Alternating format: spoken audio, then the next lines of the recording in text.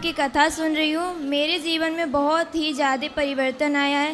पहले मैं मीट मछली खाती थी क्योंकि मुझे पता नहीं था कि ये खाना पाप है। मुझे लगता था कि हाँ, खाने के लिए बना है तो खाते हैं। लेकिन जब से मैंने आपकी कथा सुनी तब मुझे ऐसा एहसास हुआ कि वास्तव में मीट मछली है। जैसे हमें दर्द होता है वैसे उनसे भी कष्ट होता है, इसीलिए हमें मीट मछली कभी भी नहीं खाना चाहिए। चाहे कोई भी जीव जंतु, उससे हमें कभी कष्ट नहीं पहुँचाना चाहिए।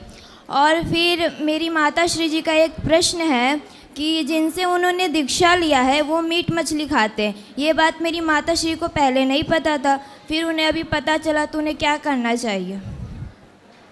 कोई बात नहीं, यदि गलती करके हम उसे सुधार लें तो भगवान क्षमा कर देते हैं। इसलिए आपने गलती पहले गलतियां स्वीकार कर लो और सुधार कर लो।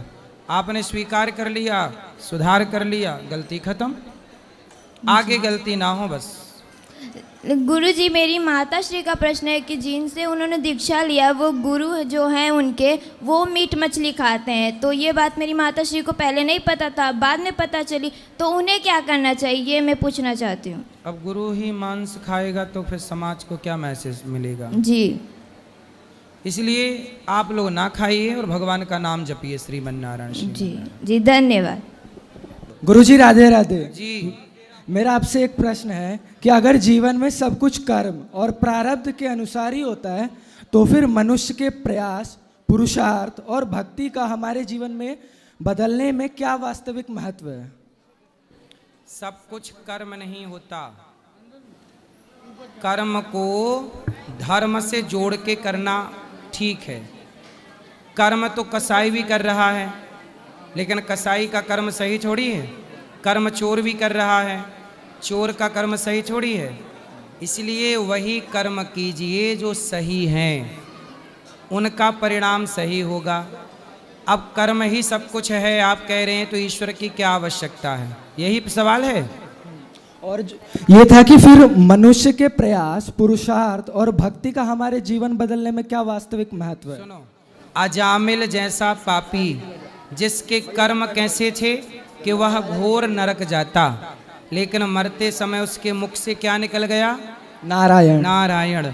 तो उसके नारायण धोखे से निकल जाने से, चूंकि नारायण नाम भगवान का है, इसके कारण उसकी सदगति हो गई, मोक्ष हो गया।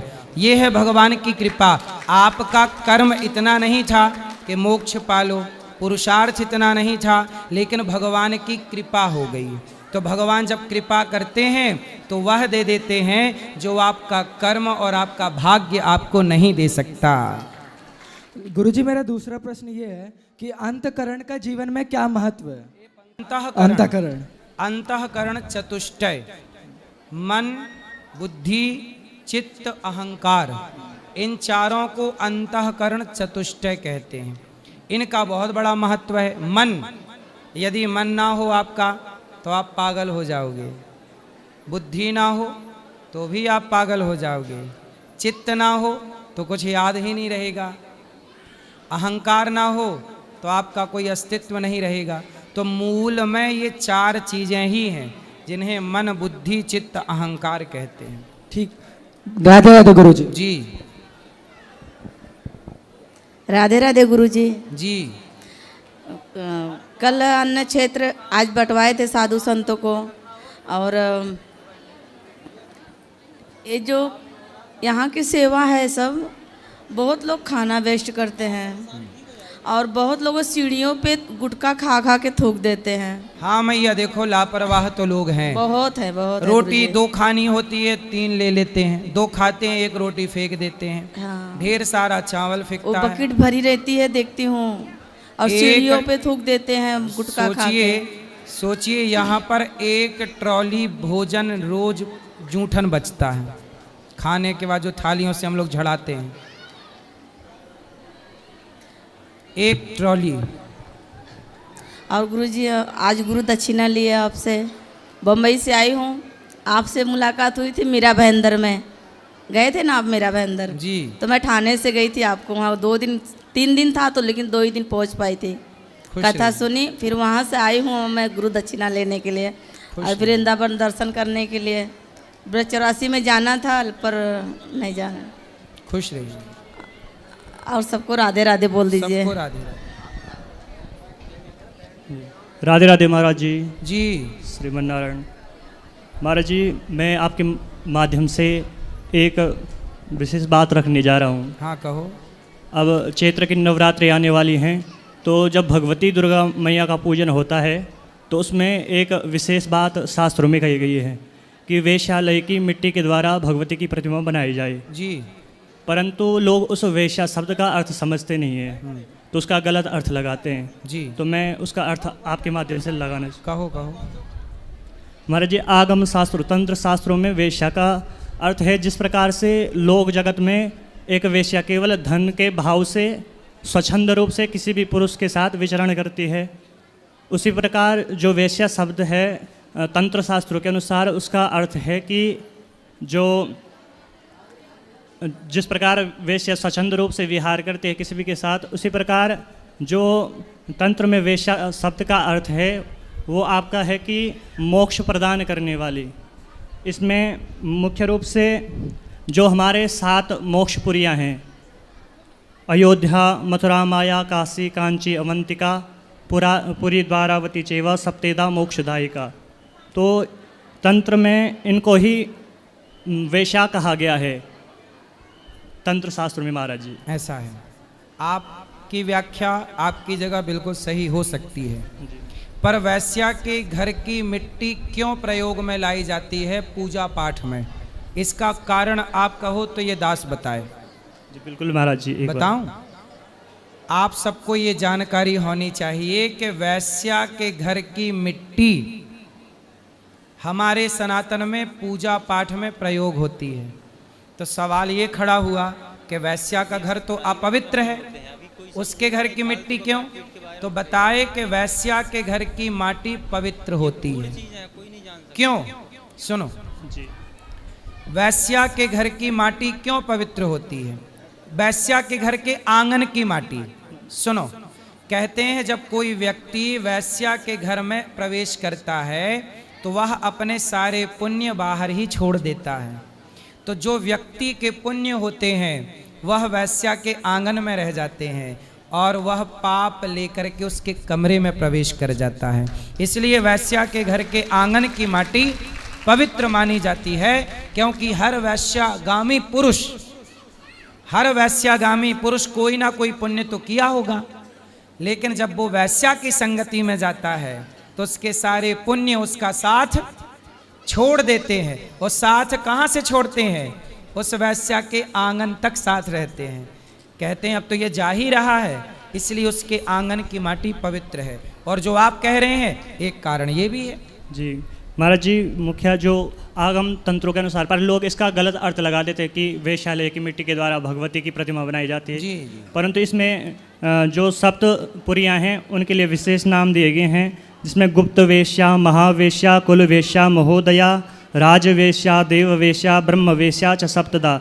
अर्थात ये जो सप्तपुरियाँ हैं स्वच्छंद रूप से अपने इनका इतना प्रभाव है कि किसी को भी मोक्ष प्रदान कर सकती हैं। इसलिए इन्हीं पुरियों से ला करके भगवती की प्रतिमा बनानी चाहिए। ये भी बात सही है। जी महाराज जी, यही बात सही है, ये भी हो सकता है जी कि यही बात सत्य है। जी। पर जो मैंने किसी प्रकार सत्संग करता रहता हूँ आचार्यों से, जो मैंने सुना जी। कि वैश्या के घर का जो आंगन है, कोई भी व्यक्ति जाएगा वैश्या के घर, तो जाने वाला कोई ना कोई तो पुण्य किया ही होगा। हाँ। माना कि उसके 1000 पाप होंगे, पर एक तो पुण्य होगा। हाँ बिल्कुल। पर जब पुरुष एक भी जब वैश्या का संग करने जाता है तो व्यक्ति का पुण्य उसका साथ छोड़ देता है और जी, द्वार पर ही रह जाता है। इसलिए वैश्या के द्वार की मिट्टी पवित्र है। जी महाराज जी, जो मैंने आपको बताया महाराज जी, ये निरुत्तर तंत्र के चतुर्दश पटल में है। बिल्कुल, धन्यवाद जी महाराज जी, राधे राधे। राधे राधे। गुरुजी राधे राधे जी। गुरुजी ऐसा है कि 3 साल हो गए, घरवाली गुजर गई है। कोई काम धंधा करता हूँ तो वो नहीं चलता, कोई सिक्योरिटी गार्ड की नौकरी कर सकता हूँ तो वो छूट जाती है। कहाँ पत्नी? समझ में नहीं आ रहा है क्या करूँ, कैसे करूँ। आपकी शरण में आया हूँ, यहाँ खाने की व्यवस्था तो है, कुछ कृष्ण जी की कृपा हो जाए। बच्चे कहाँ आपके?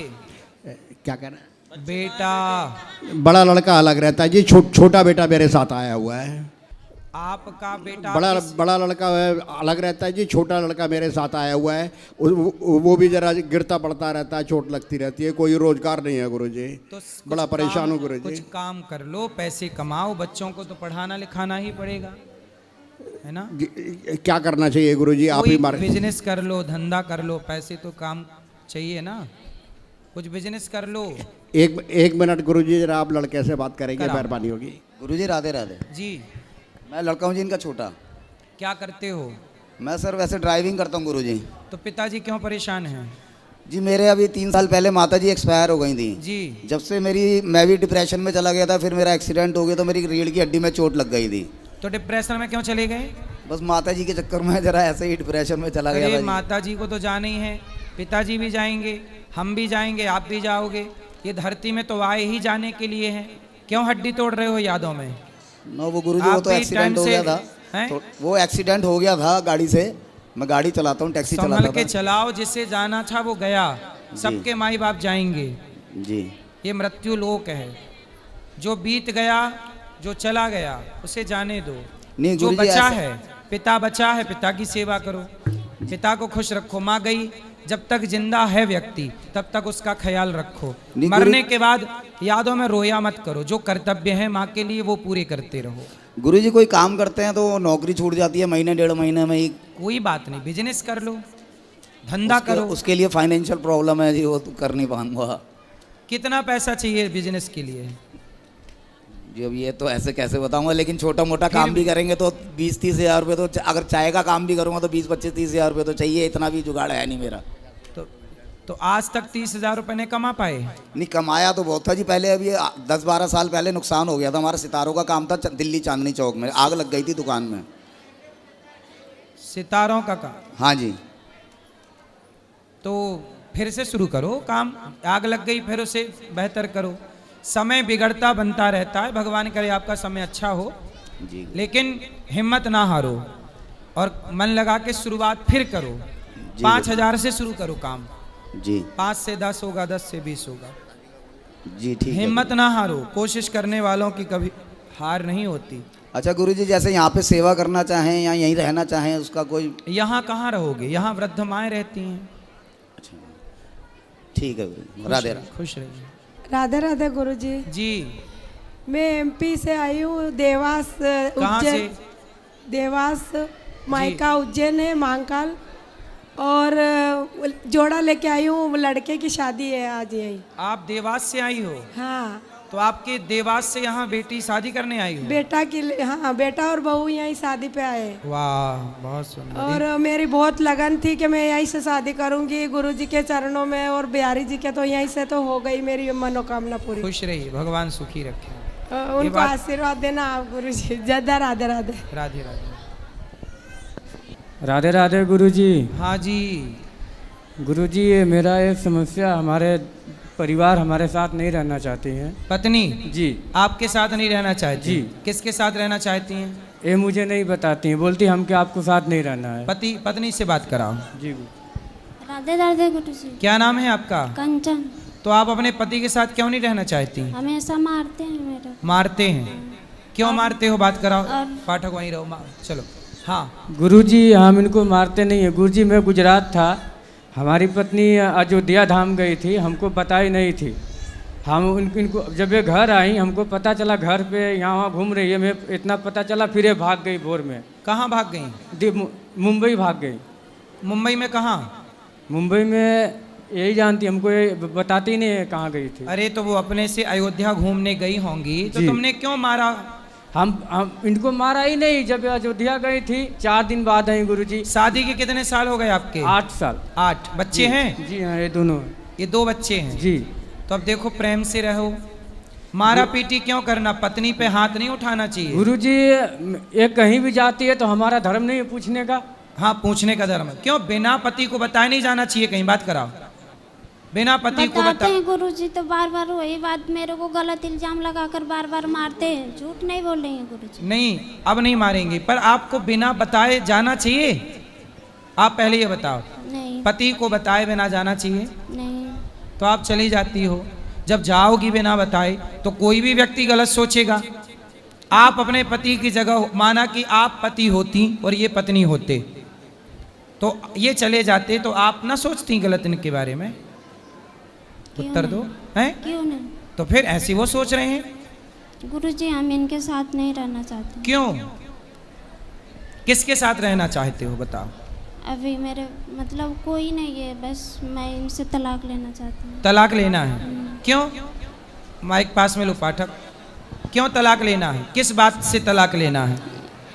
गुरुजी मेरे को ये मार रहे हैं, मेरा इस दर्द हो रहा है हमेशा। दर्द अभी आपका हॉस्पिटल में हम ठीक करा देंगे, बिल्कुल निःशुल्क, ठीक है, इलाज करा के।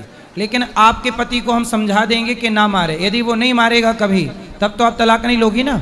गुरुजी जी मेरे पूरे गांव में पूरे हर जगह बदनामी कर दिए हैं, क्योंकि ये गलत है, इसके साथ उसके साथ, तब क्या करूं गुरुजी? क्यों पत्नी पे आरोप क्यों लगाते हो? गलत है। गुरुजी गलत नहीं लगाता हूँ, मैं गुजरात में था, ये अयोध्या पे 4 दिन बाद आई थी। गुरुजी जब मैं घर आया, इनको पता चला कि हमारे पति आ रहे हैं, ये भाग गई। 1 महीने मुंबई थी, फिर वहाँ पे आई, फिर दिल्ली भाग गई हमारे साथ, फिर 4 दिन गुजारी, दिल्ली भाग गई, हमको बताए नहीं। तो जब गांव में हुल्ला होगा तो सब बदनाम करेंगे ना इनको। तो बेटा आप महीने महीने गायब रहती हो, तो पति से कोई पूछेगा कि पत्नी कहाँ है, तो क्या बताए पति? बस गुरुजी मेरे को इनके साथ नहीं रहना है। नहीं तो आप 1 महीना जब बम्बई गई और दिल्ली गई, तो किसके साथ गई? गुरुजी वो मेरे जान पहचान, मेरे भैया या रहते थे तो वो ही गए थे। कौन भैया है वो? मतलब मेरे सग भैया या रहते हैं, तो मैं भैया आपका सगा भैया? भैया के पास नहीं सगा? गई थी। आपका सगा भैया? हाँ। तो आप भाई के पास थी? नहीं, स्टेशन पे थी। 1 महीना स्टेशन में? 1 महीना नहीं थी, 10-12 दिन थी। 10-12 दिन स्टेशन में? जी। स्टेशन में कहाँ खाती, कहाँ सोती? वही मतलब कोई था आपके साथ उस समय? जी। कौन था आपको रोटी लाने वाला, भोजन देने वाला कौन था? मेरे भाभी का भाई था। भाभी का भाई? उसके साथ आप 10 दिन थी? हाँ। तो वो आपको क्यों आपके साथ रहना चाहता है? पता नहीं। वो आपका क्या लगता है रिश्ते में? रिश्ते में साला लगेगा, भैया का भाई है तो साला है, तो मेरा भी साला लगेगा। भैया का भाई तो आपका भाई हुआ? नहीं, भाभी का भैया है। भाभी का भाई? तो वो आपके साथ 10 दिन रहा? जी। तो क्यों, किस अधिकार से रहा वो? पता नहीं। आपने किस अधिकार से रखा उसको? आपके ऊपर अधिकार किसी और का है कि आपका पति का है? पति का है। फिर? और आप बिना बताए पति को छोड़कर जाती हो 1 महीने के लिए, 15 दिन के लिए। आप सही हो कि गलत हो? जब मैं बदनाम हो गई हूँ तो गलती ही उनसे। तो क्यों बदनाम हो रही हो? तो बस मेरे को नहीं रहना। सुधार भी तो कर सकते हैं, घाव हो जाता है तो भर जाता है कि नहीं? नहीं, मेरे को रहना ही नहीं इनके साथ। अच्छा पति आपको सॉरी बोले तब? अब ये नहीं मारेंगे और सॉरी बोलेंगे? मैं रहेंगे नहीं इनके साथ, मैं नहीं रहूंगी इनके साथ। मतलब आप किसी और के संग रहने का सोच चुकी हैं? जी। कौन है वो? आप प्यार करती हैं उससे? जी। कौन है वो? वही भैया के साले। भैया से प्यार हो गया है? भैया के साले हैं। आप उसके साथ रहोगी अब? जी। शादी करोगी उससे? जी। तो फिर आपका पति गलत कहाँ है? आपका पति सही शक कर रहा है, आप तो गलत हो। जब ये मेरे को उसी के साथ बदनाम कर दिए तो रहूंगी। अरे बदनाम कोई यूं थोड़ी करता है, बिना धुआं के थोड़ी, बिना आग के फिर थोड़ी धुआं उठता है। कुछ तो गलती उसने देखी होगी। अब आपके 2 बच्चे हैं। नहीं देखे हैं। अच्छा उसकी शादी हो गई भैया की आपके? भैया की हो गई है, उनके साले का नहीं हुई। तो आपके भैया सगा भैया है? नहीं, बड़की मम्मी का। बड़ी माँ का बेटा? बड़ी माँ का बेटा भी तो आपका भाई हुआ? उनका साला। तो उनका साला जो है, उनको पता है कि आपका उनसे चक्कर है? जी। पता है? अच्छा उसका ब्याह हो गया है इस साले का? नहीं। तो आपके 2 बच्चे हैं, इन 2 बच्चों को वो अपना लेगा? नहीं, मैं छोटे वाला को ले लूँगा, बड़े वाले को ये ले लूँगा। तो छोटा कहाँ जाएगा, बड़ा कहाँ जाएगा?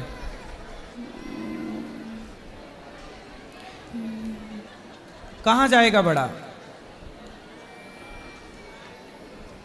बताओ, बड़ा कहाँ जाएगा? मतलब आप कैसी माँ हो कि बच्चे को छोड़कर किसी और के संग चलोगी? आपके पति में क्या गलती है, क्या कमी है आपके पति में? अच्छा पति है, कमाता है, आपको प्रेम करता है, आप किसी और से प्रेम करती हो।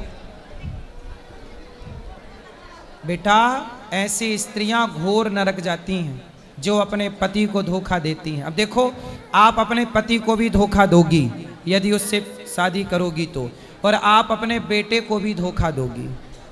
इससे आपका लोक भी बिगड़ेगा, परलोक भी बिगड़ेगा। वो आपसे प्यार व्यार नहीं करता, वो तो आपका यूज करना चाहता है। वो जो आपके भाई का साला है वो आपका यूज कर रहा है और यूज करके छोड़ देगा। तुम कैसी माँ हो, जब तुम अपने बेटे की सगी नहीं हो तो कोई लड़का तुम्हारा सगा होगा? तो ये नहीं दोनों को दे रहे हैं, मैंने बोला कि भाई दोनों को दे दो, मैं इसी के इन्हीं दोनों को लेकर पुष्प। आपके पति में क्या कमी है? पति में ये कमी है ना कि वो आपको गलत बोलता है। गलत आप ना करो, आप उसके संग रहती हो, आप मत रहो, आपका पति नहीं बोलेगा गलत। बताओ, आपका पति गलत नहीं बोलेगा, आपको प्रेम से रखेगा, तब तो तलाक नहीं दोगी ना? बोलो बोलो बोलो। पति आपका सॉरी बोले आपको, तब तो आप तलाक नहीं दोगी ना? बताओ। मेरे को नहीं रहना। नहीं। दिल लगा गधी से तो परी किस काम की, आपके लिए कहावत बनी है ये बेटा सर्वनाश करने वाली बातें हैं। सर्वनाश होता है। तुम पराये पुरुष के चक्कर में अपना बसा बसाया घर बिगाड़ रही हो। बहुत पश्चाताप करना पड़ेगा बेटा। इन बच्चों का भविष्य सोचो क्या होगा। मेरे को चक्कर आ रहे हैं। किसको चक्कर आ रहे हैं? लो बात करो, पति से बात कराओ। तुम पहले चक्कर, तुम्हारा वहां भी चक्कर है, यहाँ भी चक्कर है। जी गुरुजी। बोलो। गुरुजी, ये तो मैं तो देखा नहीं है, गलत करी किए कि सही है, फिर भी हमारे नज़र से अभी ठीक है। इनको हम स्वीकार कर रहे हैं, रहना नहीं चाहती है। इनको कुछ आप जैसा हो, इनको हमारे साथ रहे, हमारे बच्चे का भविष्य खराब हो रहा है। जी, ये हमारे घर रहते हैं, हमारे माँ पिताजी एक्सपायर हो गए हैं, इनका भी पिताजी एक्सपायर हो गए हैं, इनकी माँ मेरी माँ अब है, इनको समझाए नहीं समझ रहे हैं अपने। अच्छा, इनके माँ बाप भी समझाए? जी, माँ है, पिताजी नहीं है। तो इनकी माँ ने समझाया जी कि चक्कर में ना पड़ो? ना पड़ो। तो वो कौन लड़का है जिनके चक्कर में ये है? वो लड़का इनके जो बड़ी माँ है, उनके बेटे का साला है, यानी के भाभी का भैया। तो उसको समझाओ कि भाई तू हमारा घर क्यों बिगाड़ रहा है। वो तो हमारे समाज में आगे बोल दिया हम इसको नहीं रखेंगे, हमको फंसाना चाहती है। अच्छा, वो स्वीकार नहीं कर रहा है? नहीं कर रहा है गुरुजी। और ये उसके पीछे भाग रही है? हाँ। अरे ये तो बड़ा गलत है भाई। तलाक मांग रही है गुरुजी। हम इनको बोले कि आपको तलाक चाहिए तो चलो हम अपना बिंदा बाबा धाम ले जाते हैं गुरुजी के पास, जो बोलेंगे गुरुजी मैं वो कर दूंगा आपके लिए। नहीं, आप तलाक मत दो, इनको समझाओ। ऐसा है ना कि इनका दिमाग किसी ने माइंड वॉश कर दिया है। दिमाग, इनकी सोच, अपनी क्षमता खत्म हो गई है सोचने समझने की, अपना निर्णय लेने की क्षमता नहीं है। इसलिए आप अपनी पत्नी का साथ दो और समझाओ, धीरे से ठीक हो जाएगी। गुरुजी, मैं इनको तलाक नहीं दूंगा है, बोलती है मैं आत्महत्या कर लूंगा, मर जाऊंगा, फंसा दूंगा। यदि आप नहीं जाने देंगे तो फंसा दूंगा, ऐसा बोलती है जी। और वो लड़का तो स्वीकार नहीं करता ना इसको, फिर क्या करेगी ये? बोलती है मैं अकेला रह लूंगा, अपना अकेला कमाऊंगा खाऊंगा, लेकिन आपके साथ नहीं रहना चाहता। अच्छा, बात कराओ एक बार फिर से, बात करो। सुनो, क्यों? वो लड़का तो आपसे प्यार शादी करना नहीं चाहता। बताओ, वो लड़का तो शादी नहीं करना चाहता आपसे, फिर सो गई? सुनो, वो लड़का आपसे शादी करना नहीं चाहता जिससे आप प्यार करती हो, फिर क्या होगा? मैं कहीं रह लूंगी अकेले। क्या कर लूंगी? कहीं रह लूंगी। पति के साथ रहो ना मेरी बहन, पति ने क्या बिगाड़ा है आपका? देखो पति कितना अच्छा है, वो जानता है कि तुम किसी और के साथ फंसी पड़ी हो, फिर भी आपको स्वीकार कर रहा है। ऐसा आदमी कहाँ मिलेगा? बताओ क्या हो गया भाई स्त्रियों को? पतियों को कोई ड्रम में पैक कर रहा है, कोई खाई पे फेंक रहा है, एक ये तीसरी जिंदाबाद है, ये चली। बताओ मेरे को नहीं रहना है गुरुजी इनके साथ। क्यों नहीं रहना है? उसी तरह पति के साथ क्यों नहीं रहना? आपका पति अच्छा है कि बुरा है? बुरा है, हमेशा मेरे को मारता है। अच्छा मारता है, इसीलिए आप किसी और के चक्कर में पड़ गई। जी गुरुजी। अब देखो आपकी भी गलती, आपने मारा तो उसे प्यार तो चाहिए था ही, तो आपने प्यार नहीं दिया तो कहीं और ले लिया प्यार उसने, इसलिए अब आप मारा। इसलिए कहता हूं सुनो, अपनी अपनी पत्नियों को मारना मत, प्यार करना, नहीं तो उसको प्यार चाहिए, तुम ना सही कोई और सही।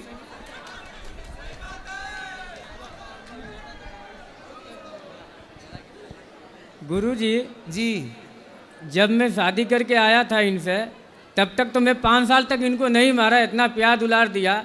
अब हमारे 2 बच्चे हो गए थे, परदेश कमाने नहीं जाऊंगा। कमाने हम जाओ। परदेश जाते हैं, आप बोले कि हम मायके जा रहे हैं, अब तुम जाओ किसी और घर। हम मायके में पूछें तो बोले हमारे यहाँ नहीं आइए। तो बताइए हम क्या इनको दांत फटकार नहीं सकते हैं गुरुजी? बिल्कुल बिल्कुल अधिकार है। हम हमारे साथ हमेशा झूठ बोलती हैं, फिर भी हम बोलते हैं हम परदेश से तो देख नहीं रहे आप सही हो कि गलत हो, नज़र से भी नहीं देख रहे हैं। लेकिन गुरुजी इनका हमका यही कहना था, ये तलाक मांगने चाहती हैं। जब परदेश गए थे जी तो अपनी पत्नी को साथ ना ले जाते? लेके गए थे गुरुजी, हाँ। छत्तीसगढ़ लेके गए थे। हाँ। तो मेरी माँ की तबीयत खराब हो गई थी, तो मैं घर पे इनको छोड़ दिया। वहाँ पे मेरा काम नहीं चल रहा था, मैं गुजरात में आके शिफ्ट हो गया। तो इनको घर छोड़ दिया, तो घर पे 1 साल तक ठीक था। 2 साल के बाद फ़ोन करता हूँ तो फ़ोन नहीं उठाती हैं, नंबर ब्लॉक कर देती हैं।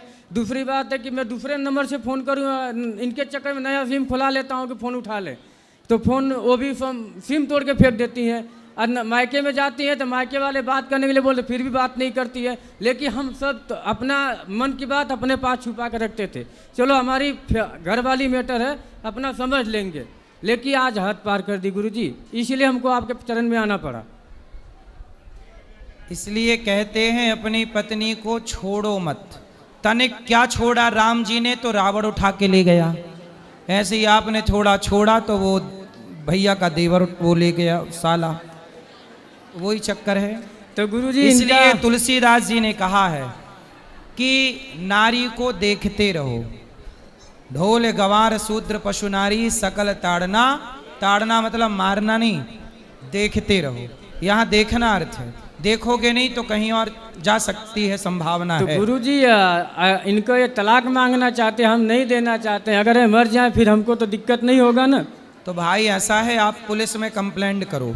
हमने कर दिया पहले। पुलिस में बता दो अपनी कि भाई देखो ये तलाक मांग रही है किसी और के चक्कर में पड़ के, मैं तलाक नहीं देना चाहता, ये मरने की धमकी दे रही है। लेकिन गुरुजी वो साहब लोग बोलते हैं कि जब वो तलाक मांगती है तो उसको तलाक दे के अपना फ्री हो जाओ। तो आपका मन क्या है? हमारा मन है, हमारे घर है, 2 बच्चे कहाँ जाएंगे, कौन पालेगा पोसेगा? सही है। चलो जो गलत तो हुआ, गलती सबका हल होता है, हम भी गलती करते हैं। किसी के यहाँ काम करेंगे गुरुजी तो 4 बात तो बोलेगा कि हम नौकरी छोड़ दें, सही है। नहीं छोड़ सकते हैं ना, हमको पैसा कमाना है। इनको भी गलती की, अपने घर में रहते हैं, कोई 2 दिन 4 महीना 6 महीना बोलेगा, बाद में पटा जाएगा। लेकिन ये नहीं मान रही हैं। देखो आप अपने पति को कितना बेइज्जत कर रही हैं, बदनाम कर रही हैं, फिर भी वो पति आपका साथ नहीं छोड़ना चाहता। ऐसा पति आपने कोई पुण्य किया होगा तब मिला है, और अब जो आप जिसके चक्कर में पड़ी हो वो टपोरी है 1 नंबर का, तुम्हारी जिंदगी बर्बाद कर देगा। बात कराओ। गुरुजी ये लोग मेरा गहना गुड़िया सब कुछ बेच दिए हैं, मंगलसूत्र तक ले भी बेच दिए हैं। मंगलसूत्र तो आपने पहना है? नहीं, ये छोटी लॉकेट है, मेरी मम्मी ने दी है। तो इन्होंने बेच दिया? इनके मम्मी पापा ने, इन्होंने भी मिलकर बेचे हैं। कितना सोना था आपके पास? बस यही है का है। तो मैं आपको एक मंगलसूत्र आपके पति को देता हूँ, वो आपको दे देंगे, फिर आप तो नहीं दोगी ना तलाक? नहीं गुरुजी, ठीक मेरे है? को रहना ही नहीं हैं? आपको सोना हम दिए देते हैं, ठीक है? आपको सोना दिए देते हैं, आपका पति अभी आपको मंगलसूत्र पहनाएगा। फिर तो नहीं दोगी ना तलाक? मेरे को नहीं चाहिए गुरुजी। फिर बहाना है तुम्हें तो। तुम्हारा पति तुम्हें पैसा दे, सोना दे। गुरुजी ये मेरे साड़ी कपड़े सब फूक देते हैं, फाड़ देते हैं गुरुजी। अभी हम आपको नई 10 साड़ियाँ देते हैं, तब तो नहीं दोगी ना तलाक? अभी आपका पति आपको 10 साड़ी देगा, अभी हम उसको देंगे, वो आपको देगा, तब तो नहीं दोगी ना तलाक? मेरे को चाहिए।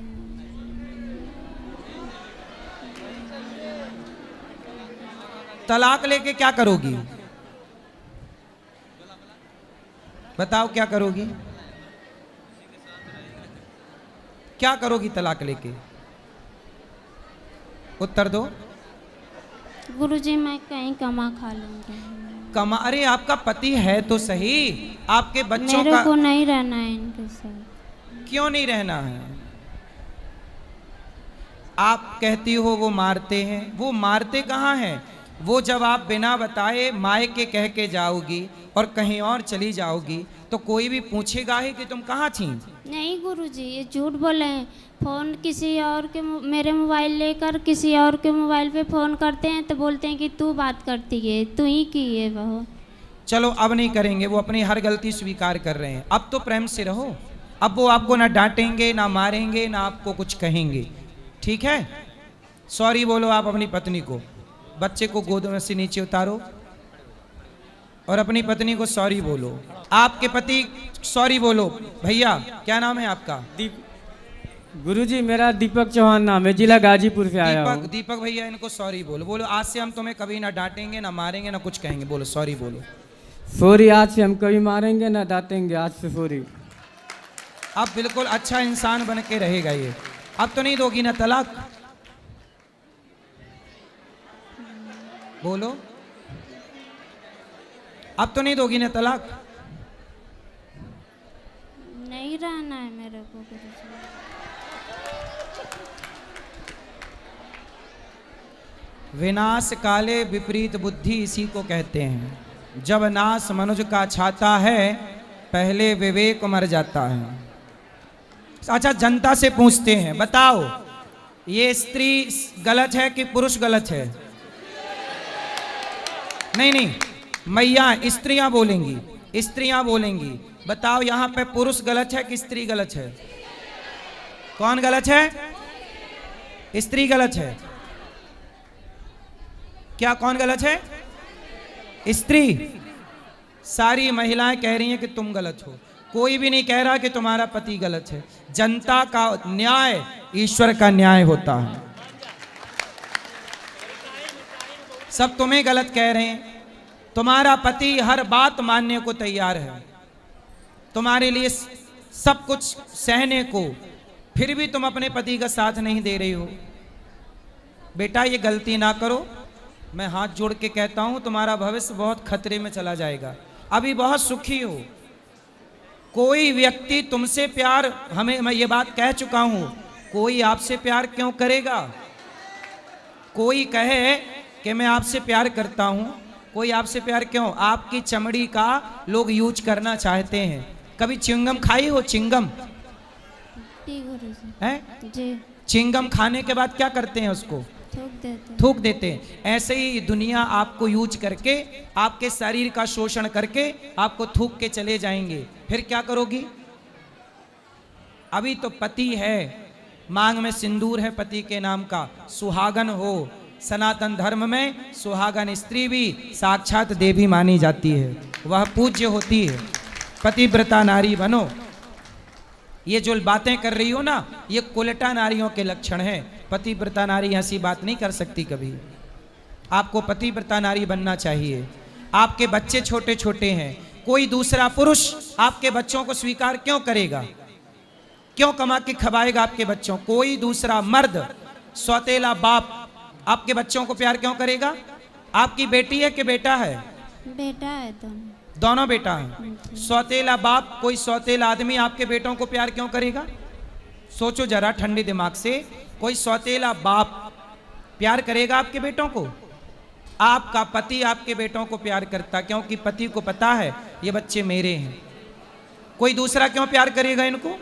कोई क्यों इनको रोटी देगा? क्यों लाड़ करेगा? क्यों एक बच्चे से बाप छीनती हो? क्यों बसे बसाए घर में आग लगाती हो? बेटा, अज्ञान अच्छी बात है, पर इतना भी नहीं कि अपने मूर्खता, अपने अज्ञान के कारण अपना ही घर बिगाड़ लो। इसी को कहते हैं अपने ही दीपक से, अपने ही चिराग से अपना घर जला लिया। यही कहावत है। बेटा, स्वीकार कर लो अपनी गलती। और पति माफी मांग रहा, जबकि गलत आप हो। माफी आपको भी मांगनी चाहिए, लेकिन पति माफी मांग रहा है इसलिए कि वो घर टूटने नहीं देना चाहता।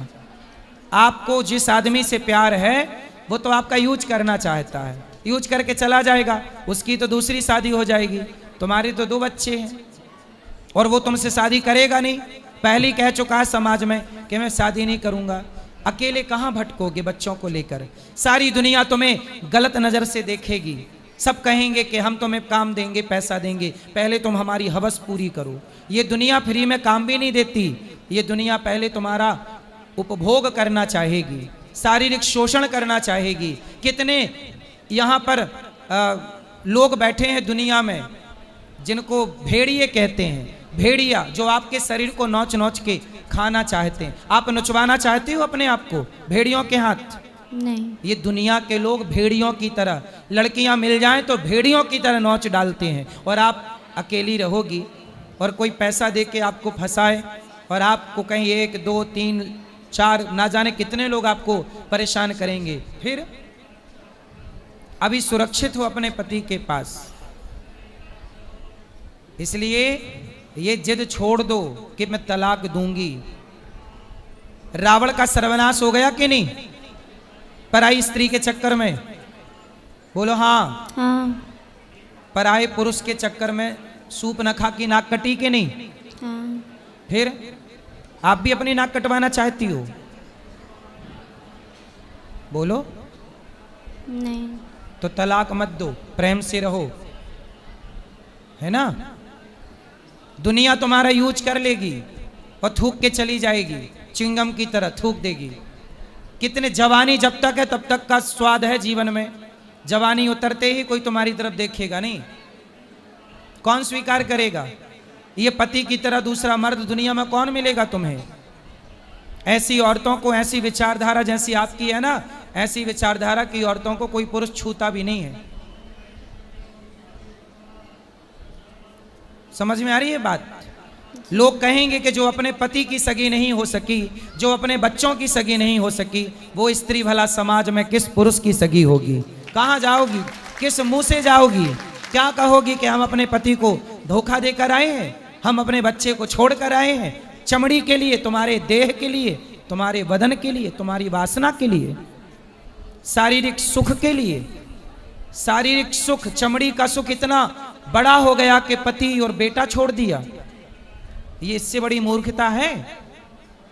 शारीरिक सुख, इतना भी भोग विलास में आसक्त ना हो जाओ बेटा कि अपना दिमाग खराब कर लो।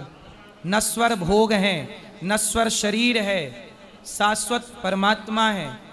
ठीक है? बात कुछ समझ में आ रही है कि नहीं? आ रही है। पति को तलाक दोगी अब? बोलो। नहीं।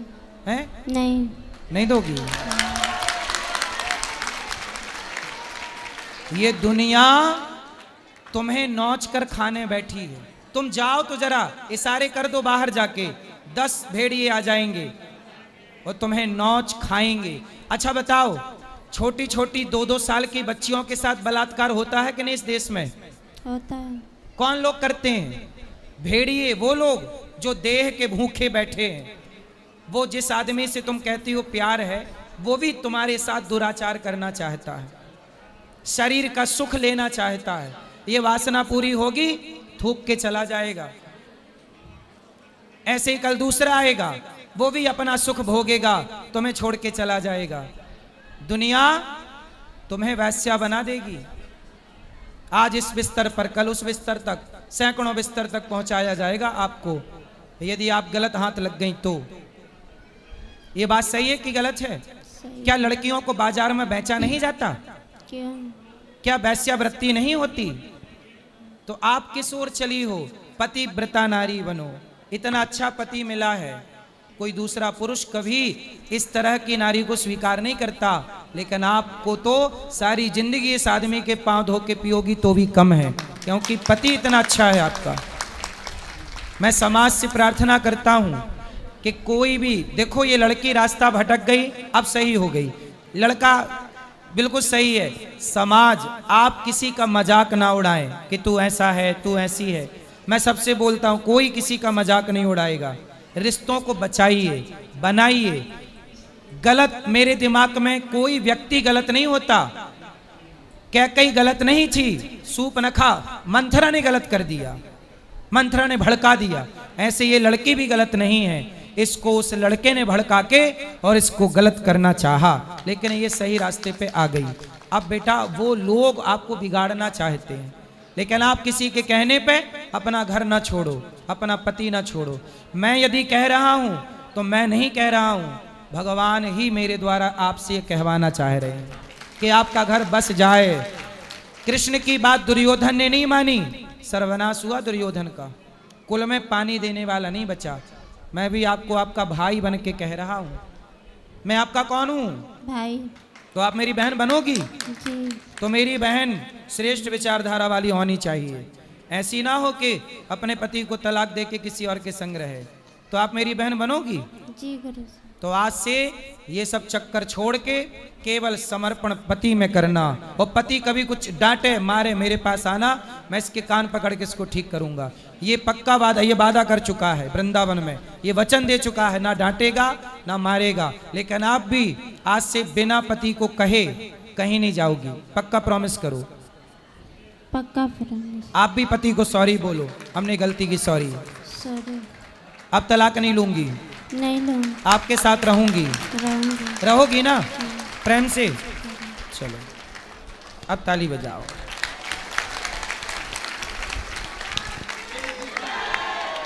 किसी का, ए छोरा, तुम्हारा भी तलाक हो रहा है क्या?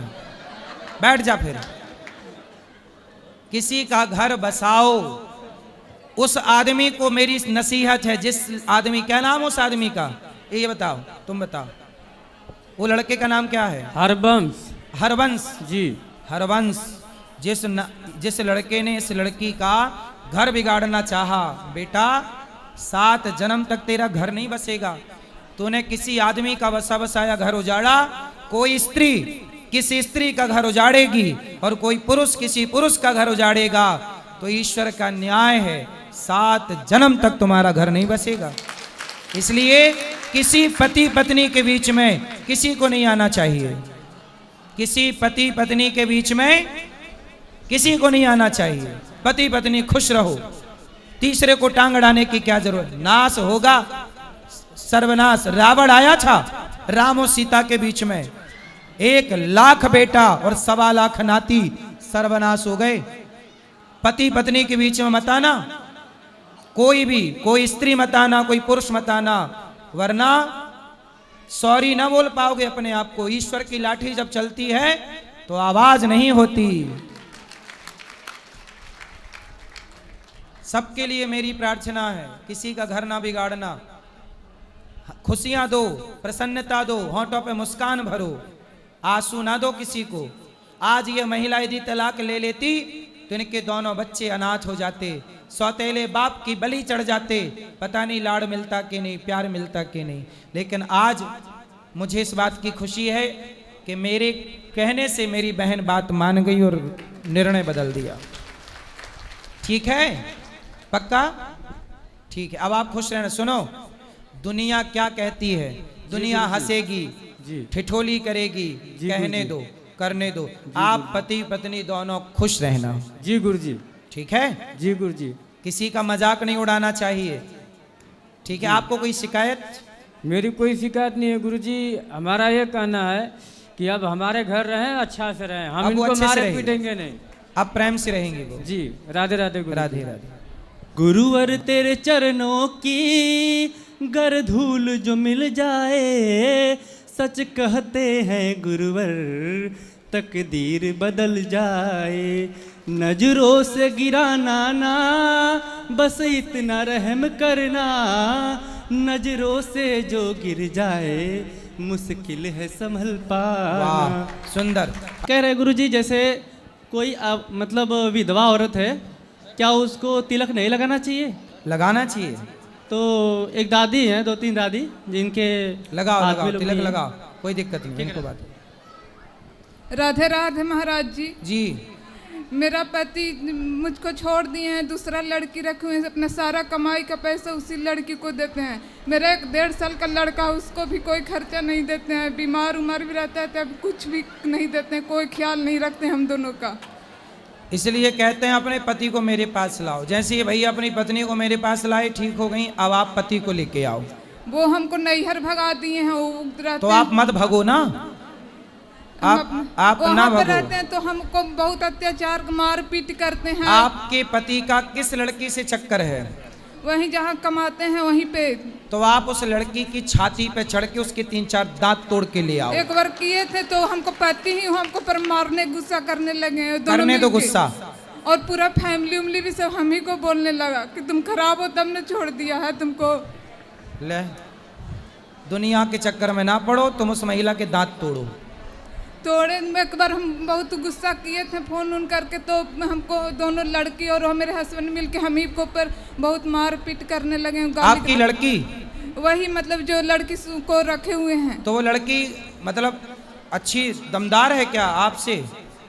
नहीं दमदार नहीं, मतलब मेरा पति ही हमको ज्यादा गाली गलौज करने अरे लगे। पति से छोड़ो, आप तो आप उस लड़की को पहले समझाओ, बहन मेरा घर ना बिगाड़, नहीं माने पुलिस कंप्लेंट करो। तो बोलते हैं, तो मेरे पति बोलते हैं तुम खराब हो, तुम इसको भगाएगी तो हम दूसरा लड़की से करेंगे लेकिन तुमको नहीं रखेंगे। क्या खराब है?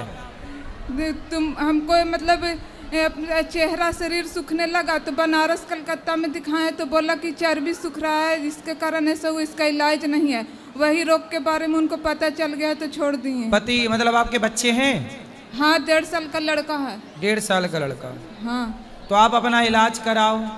तो मतलब क्या जमाना है, क्यों आजकल स्त्री से कोई मतलब नहीं, पुरुष से कोई मतलब नहीं, सुंदरता चाहिए, सबको चमड़ी चाहिए। मांस खा रहे हैं और शरीर का मांस देख रहे हैं, पूरा ध्यान केवल चमड़ी में है। चमड़ी सूख गई तो दूसरे के चक्कर में पड़ गए। बच्चा को भी नहीं देखते हैं, हमको नहीं देखते तो कोई बात नहीं, बच्चा को भी नहीं तो देखते। आप खा पी के अपनी चमड़ी ठीक करो। नहीं डॉक्टर बोला कि ये इसका इलाज नहीं है, कितना भी खाते पीते हैं तो शरीर में नहीं, ऐसा ही शरीर बोलता है चर्बी सूखा है, इसका इलाज नहीं है। फिर पति को लाओ, हम समझाएंगे। वो नहीं, मेरा फोन तक नहीं उठाते हैं, बात कहाँ से करेंगे, वो मेरा सुनते ही नहीं आएंगे वो। फिर जब लाए नहीं तो समाधान कैसे हो? बीमार को लाओ तब ना इलाज होगा यहाँ। वो नहीं आएंगे, वो हमसे बात ही नहीं करते, फोन उन करते हैं तो काट देते हैं, बोलते हैं तुमसे बात नहीं करेंगे। फिर आप पुलिस कंप्लेंट कराओ कि वो महिला के चक्कर में पड़े हैं, पुलिस आपकी हेल्प करेगी। चलो।